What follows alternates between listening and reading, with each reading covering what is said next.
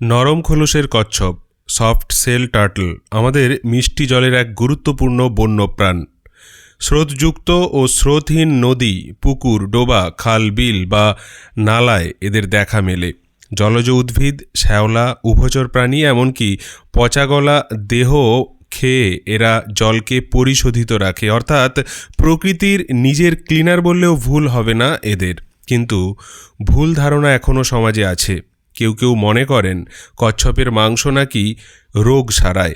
বাস্তবে বিজ্ঞানীরা জানিয়ে দিয়েছেন বিষাক্ত শ্যাওলা খাওয়ার জেরে কচ্ছপের শরীরে টক্সিন জমতে পারে।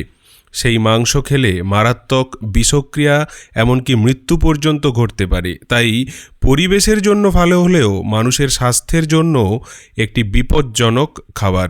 আইন অনুযায়ী কচ্ছপ ধরা, বিক্রি বা খাওয়া শাস্তিযোগ্য অপরাধ, জেল ও জরিমানা পর্যন্ত হতে পারে। এই প্রেক্ষিতেই দাসপুরের ঝুমঝুমি গ্রামের দুই ভাই মণ্ডল পরিবারের সুমন ও দীপক, এরা দুই ভাই মানবিকতার এক নজির গড়ল। মঙ্গলবার দুপুরে নদীতে মাছ ধরতে গিয়ে তাদের হাতে ধরা পড়ল প্রায় 15 থেকে 16 কেজি ওজনের একটি বড় নরম খোলসের কচ্ছপ। চাইলে মোটা টাকায় বিক্রি করা যেত, কিন্তু তারা তা না করে খবর দেন বন দপ্তরে। বন দপ্তরের পক্ষ থেকে wild life rescuer Malay Ghosh এসে কচ্ছপটিকে উদ্ধার করে নিরাপদে নিয়ে যান। প্রকৃতির রক্ষায় এই ছোট পদক্ষেপই বড় বার্তা দেয়। সচেতনতা থাকলে বন্যপ্রাণ বাঁচে, আর বাঁচে আমাদের পরিবেশও। কত ভারী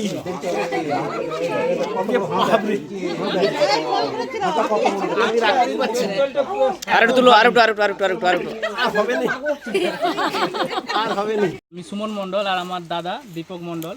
তো আমাদের মাছ ধরার খুবই শখ। আমরা মাছ ধরতে যাই, ছিপ ফেলিয়ে হুইলের মাধ্যমে মাছ ধরি।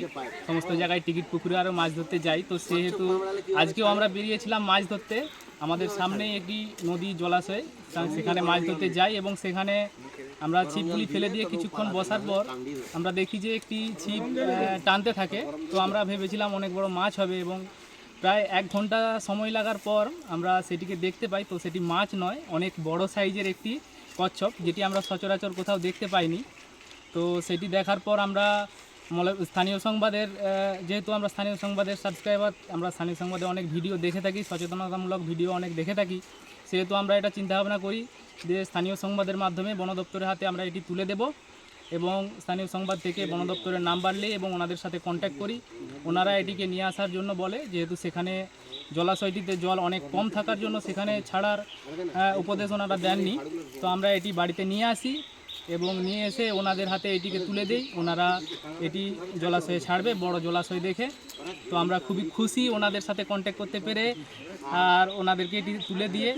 আপনারাও চেষ্টা করবেন যে এই ধরনের যে সমস্ত অ্যানিমেলস রয়েছে ওদেরকে বাঁচানোর জন্য। ওনারা বাঁচলেই আমরাও বাঁচব। নমস্কার। বলছি, এটি কোথা থেকে পেয়েছিলেন? হ্যাঁ, নমস্কার। এটি আমরা আজকে মাছ ধরতে যাই নদীতে, দুই ভাই। তো সেখানে ছিপ ফেলছিলাম, এই বড়শিতে এইটি খেয়ে যায়।